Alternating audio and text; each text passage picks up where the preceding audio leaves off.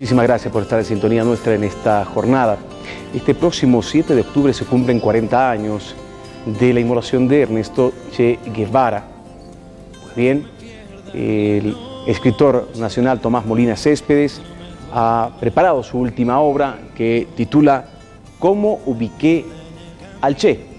Libro que a partir de mañana llegará a las calles de Cochabamba y de todo el país. Tomás Molina, quien nos tiene acostumbrados a libros casi cada 6 meses, hoy coincide con los 40 años del Che. ¿Cómo estás, Tomás? Bienvenido, gracias por estar con nosotros y gracias por darnos la oportunidad de tener la primicia de la presentación de tu libro. Sí, bueno, es la tercera vez que me encuentro junto a la teleaudiencia de Que No Me Pierda, y pues me encuentro contento de tratar esta vez del célebre personaje Ernesto Che Guevara. Cuéntanos por qué el título ¿Cómo ubiqué al Che?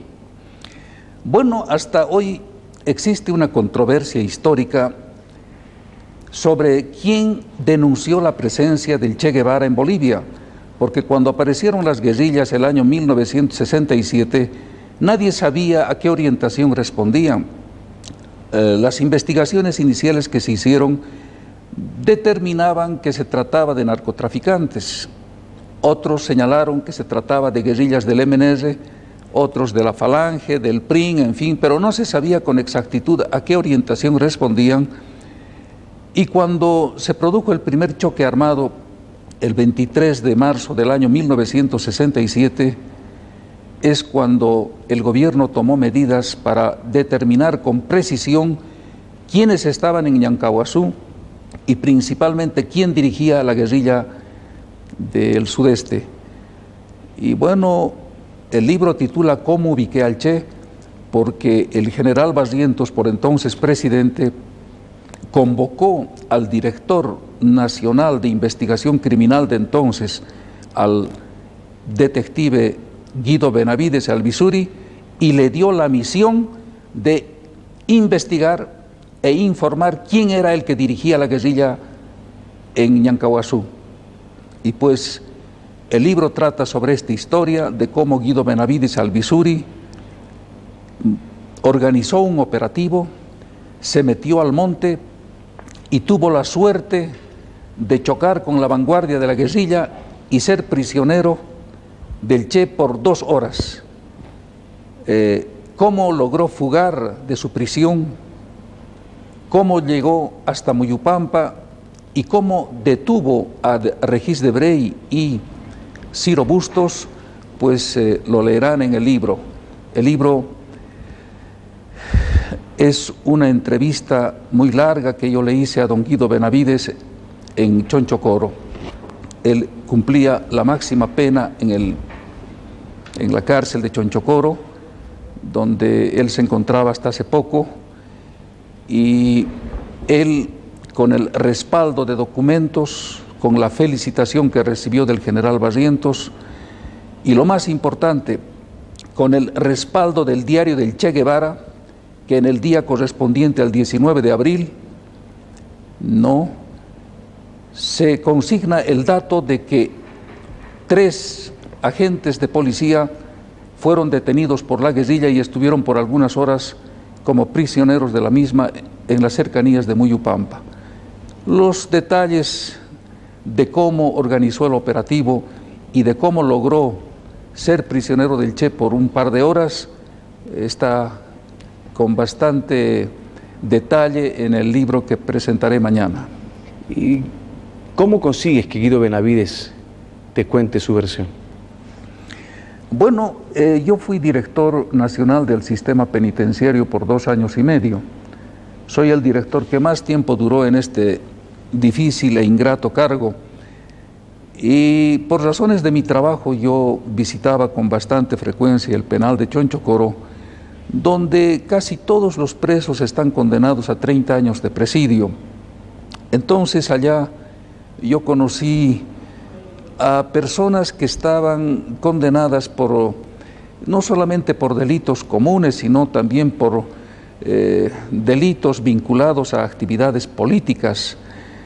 Y mi deseo era acercarme a estos hombres, bucear en sus almas y saber el motivo por el que cometieron los crímenes que los llevaron hasta la cárcel. De esta manera yo logré un primer contacto con el general Luis García Meza, a quien logré hacerle hablar después de más de un cuarto de siglo, porque como recordará el pueblo de Bolivia, el general Luis García Meza, incluso durante el juicio de responsabilidades, no quiso decir absolutamente nada sobre su gobierno, y por eso se le decía que había sufrido un ataque de amnesia. Sin embargo, yo logré mantener con él largas conversaciones y le pregunté cuanto quise sobre su desastroso gobierno y obtuve pues datos muy valiosos para la historia. Creo yo que los historiadores que investiguen aquella época tienen en el libro Testimonio de un dictador una fuente de datos muy importantes. De igual manera, en Chonchocoro yo conocí a don Guido Benavides, que había sido condenado dentro del juicio de responsabilidades. Cierto día, después de una reunión que tuvimos con el Consejo de Delegados, me quedé a conversar con él y en algún momento de la conversación él me dijo que él había sido el hombre que ubicó al Che Guevara en Bolivia, tema que me interesó poderosamente, y fijamos una nueva fecha para reunirnos y él salió de su celda con un voluminoso archivo y con el respaldo de dicho archivo, con el respaldo de fotografías, de textos, de felicitaciones, de diplomas, es que él me fue relatando la forma como él ubicó al Che Guevara en Bolivia. Dentro de la presentación del libro estoy viendo algo que de alguna manera mucho se habla y se ha vuelto un paradigma, no sé si un paradigma o un mito, de que la muerte del Che ha afectado a muchas personas y que de alguna manera, y nosotros somos en este país muy susceptibles a esas verdades que se van construyendo cual ladrillos construyen una casa, y me pregunto si en esta investigación este mito de la maldición del Che lo has podido sustentar. Sí, claro, le dedico todo un capítulo a este tema, a la llamada maldición del Che, ¿no? Que para mí no es tal. Por eso es que el título es El mito de la maldición del Che. Si investigamos desde la distancia y del tiempo lo ocurrido con todos los que intervinieron activamente en la captura y en la eliminación del Che, vamos a ver una sucesión de muertes horrendas, de destinos crueles, ¿no?, que terminaron con todos estos hombres, sean civiles o militares. A ver, háblanos de René Barrientos. Sí, entonces lo que yo creo, Mauricio, es que no hay tal maldición del Che. ¿Qué es lo que hay? Lo que ocurre es que es un reflejo de nuestra triste historia política llena de violencia, de torturas, de muertes. Lo que ha ocurrido con los que combatieron al Che Guevara, ¿no?, es un reflejo de nuestra historia. No te olvides que en 182 años de vida republicana, 13 de nuestros presidentes han tenido una muerte atroz. Hemos tenido unos 76 golpes militares, ¿no? Entonces yo creo que estas muertes y estos destinos trágicos de los personajes que lucharon contra el Che no son otra cosa que un reflejo de nuestra triste historia política. Me preguntas qué es lo que ocurrió con el general René Barrientos Ortuño, que por entonces era el presidente de la República, ¿no? Y todos saben que el general René Barrientos tuvo una muerte realmente atroz. El helicóptero en el que viajaba en Arque se vino a tierra, se incendió y los dos ocupantes del helicóptero quedaron totalmente carbonizados. Era tan difícil incluso ubicar o identificar los cadáveres que los policías tuvieron que acudir al apoyo forense para saber con precisión cuál de los restos correspondían al general Barrientos, porque tanto él como su ayudante Leovigildo Orellana estaban totalmente carbonizados. Y bueno, esto dio origen a una primera versión, ¿no?, que se difunde muy rápidamente en las condiciones de un pueblo humilde, supersticioso, creyente como es el nuestro. Entonces, a partir de esta muerte del general Barrientos, se empezó a hablar de la llamada maldición del Che. Pero lo que ocurrió después con el general Obando, que fue otro de los que dio la orden para su eliminación, también está pues cargado de violencia, ¿no? Porque el general Obando, que era un hombre que pretendía gobernar por muchísimos años a Bolivia, apenas duró un año en el poder, fue abandonado por sus camaradas, luego tuvo que deambular como exiliado por varios países para morir finalmente de un cáncer el año 1982. Pero lo más trágico de este hombre es que, estando en el cenit de su poder, murió su hijo en un accidente aéreo, y además el general Obando ha pasado a la historia de nuestro país como el presidente en cuyo corto gobierno se produjo la mayor cantidad de muertes misteriosas de sus opositores. Por eso es que a Obando se lo llama genocida y se le llama el Pol Pot boliviano, por la cantidad de muertes que ocurrieron en su corto gobierno. Me permito hacer algunas menciones simplemente. El avión que se precipitó el año 1969 con todo un equipo de fútbol que venía de Santa Cruz a La Paz, se dijo que fue un atentado político ordenado por el general Obando, porque en ese avión tenía que volver de Santa Cruz el presidente Adolfo Siles Salinas, Luis Adolfo Siles Salinas, ¿no? Aquí hay un rumor y que se refleja en varios libros de que esa muerte fue ordenada por el general Obando. Luego tenemos el caso de todos los guerrilleros que fueron prisioneros durante la guerrilla de Teoponte, que fueron eliminados por órdenes suyas. Luego tenemos el caso de todos los prisioneros que cayeron en la guerrilla del Che, que también fueron eliminados por órdenes de Obando. El caso de la muerte de los esposos Alexander, la muerte del periodista Otero Calderón, la muerte del dirigente campesino Solís en Cochabamba, la muerte del policía Julián Guzmán Gamboa, y en fin, una serie de muertes que nunca se esclarecieron y que después los que ejecutaron señalaron que las órdenes vinieron del general Obando. Quiero manifestarte además, Mauricio, uno de los pocos prisioneros que se salvó fue Regis Debray, ¿no? Y sin embargo, en sus memorias el general Arana Cerrudo, Federico Arana Cerrudo, cuenta que Obando le dio órdenes de matarlo a Regis Debray, órdenes terminantes, y él cuenta en su libro las cosas que tuvo que hacer para no cumplir la orden que le dio el general Obando. Entonces, este expresidente de Bolivia ha muerto con ese estigma de ser un hombre que trataba de deshacerse de sus adversarios por la vía directa, por la solución final que él llamaba. Bueno, aquí usted podrá, amigo televidente, cuando adquiere el libro, a partir de mañana, saber la historia de qué pasó con René Barrientos Ortuño, qué pasó con el general Alfredo Obando Candia, con el general Juan José Torres, con el coronel Joaquín Centeno Anaya, que va a estar en la Feria del Libro acá, presentando también un libro sobre el Che. Estará la historia del teniente coronel Andrés Selig, que también fue muerto, el capitán Gary Prado Salmón, también va a estar. Perdón, me confundía, no de Joaquín Centeno, porque él falleció, sino más bien de Gary Prado Salmón, que él sí escribió un libro y está de venida para acá. Muchos, como el sargento Mario Terán, muchas historias, muchas situaciones. Toto Quintanilla. Ahí está. En el libro también Toto Quintanilla. Claro, perfecto. Lo mataron en Hamburgo. Antonio Arguedas, que falleció hace poco tiempo atrás de manera trágica. Le toca, por ejemplo, no sé, a personajes como García Mesa. También está ahí. ¿Le toca? Claro, porque fue condenado García Mesa, entre otras cosas, por el robo del diario del Che.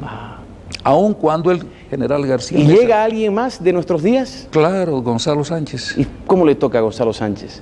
Son 12 personajes que tienen un destino trágico. ¿Cómo le toca?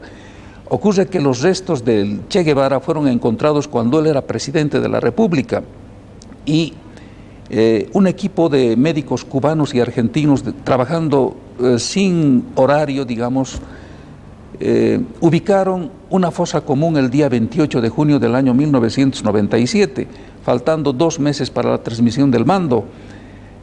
Ubicaron esa fosa y el 1 de julio, día del cumpleaños de Goni, ¿no? Los médicos identificaron plenamente la osamenta del Che Guevara, ¿no? Entonces, cuando se identifican estos restos, el pueblo de Valle Grande en su conjunto y a través de su comité cívico y de la alcaldía piden al presidente de la República que esos restos se queden en Valle Grande por dos razones principalmente: de preservación histórica y de atracción turística. Insisten en que la tumba natural del Che Guevara era Valle Grande y querían que se quede en Valle Grande para siempre. Sin embargo, el presidente de entonces, don Gonzalo Sánchez, tomó una decisión personal de que esos restos y la de sus compañeros del Che sean trasladados a Cuba. Llegó un avión de Cuba y gran cantidad de gente de Valle Grande se trasladó a Santa Cruz para impedir ese traslado, pero llegaron tarde, prácticamente cuando el avión carreteaba llevándose los restos. Entonces, doña Julia Cortés, que fue la última mujer que habló con el Che Guevara en La Higuera, doña Julia Cortés era profesora, en la impotencia al ver que ya nada podía hacer porque el avión se llevaban los restos del Che, ante toda la prensa maldijo al presidente y pidió que la maldición del Che le caiga a Goni. Y bueno, casualidad o destino trágico, lo cierto es que ahora Goni, de haber sido una relevante figura en la política boliviana, de haber sido un rico minero, se ha convertido pues en un hombre perseguido por la justicia internacional, en un prófugo de la justicia. Uno de los capítulos me ha parecido impresionante. Hablas de los que traicionaron a Che Guevara. Sí, claro, hubieron políticos bolivianos que traicionaron al Che Guevara y eso está pues en una serie de documentos. Uno de ellos fue el compañero Lechín, a quien se lo acusa de haber recibido $300,000 para apoyar a la guerrilla, y bueno, esos $300,000 no llegaron a su destino. ¿Y quién lo dice esto? El ayudante de Lechín, don José Morales Guillén, el hombre más cercano a Lechín. Él dijo que incluso le objetó a Lechín, le dijo: ¿cómo es posible que hayas recibido ese dinero y no hayas invertido en la guerrilla? Y Lechín le dijo que él solamente había recibido la mitad, 150,000, que los otros 50,000 se los llevó había un famoso dirigente, Torres Calleja por entonces, ¿no? Y Lechín justificó el haberse quedado con ese dinero señalando que era para comprar una imprenta para su partido, que tampoco la compró. O sea, que personajes que traicionaron también. El libro también habla de uno de los personajes centrales de la historia del Che Guevara, Tania la guerrillera. Claro. Se conoce muy poco sobre la vida de Tania, ¿no? Entonces yo me basé en un libro que escribieron en Cuba, ¿no? Donde están todos los detalles de su llegada a Bolivia, ¿no? Y todos los informes de inteligencia que mandó de Bolivia a La Habana. Fue ella la que preparó el terreno para la llegada del Che. En el libro ustedes van a encontrar no solamente una historia casi completa de Tania, sino también los diferentes rostros que ella usaba en su tarea de inteligencia. Ella llegó a introducirse incluso al Palacio de Gobierno. Se introdujo al Palacio de Gobierno, era amiga del general René Barrientos Ortuño y era amiga de varios ministros de ese gobierno, con lo que logró realizar un trabajo de inteligencia bastante importante para su causa. Varios rostros, aquí están, es parte del libro de Tania la guerrillera.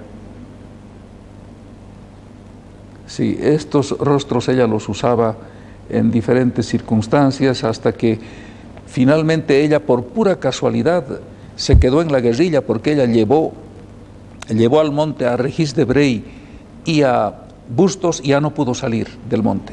Se quedó ya adentro, ¿no? Se quedó, pero contra su voluntad y contra los planes, porque ella estaba encargada de organizar la red urbana de la guerrilla. Bien, el día de mañana yo voy a presentar este libro en el Colegio de Abogados a las 18:30 y luego nuestro amable público pues podrá adquirirlo en la librería Los Amigos del Libro, en la librería Mil Libros, que está al lado del Arzobispado en la Heroínas, y en la plaza principal, en el puesto de venta de periódicos al lado de la farmacia La Boliviana. Que es un lugar además que todo el mundo conoce, ¿no? Uh-huh. Muy bien. Un libro en el que usted podrá conocer cómo ubicó al Che Guevara, Benavides. Usted podrá ver algunas páginas de su diario, saber y confrontar las realidades, muchas fotografías, muchísimas. Tendrá usted la última trinchera del Che, la crónica de un viaje a la quebrada del Churo. Yo fui uno de los pocos que llegó a la quebrada del Churo después de la muerte del Che, siendo estudiante de la Facultad de Derecho.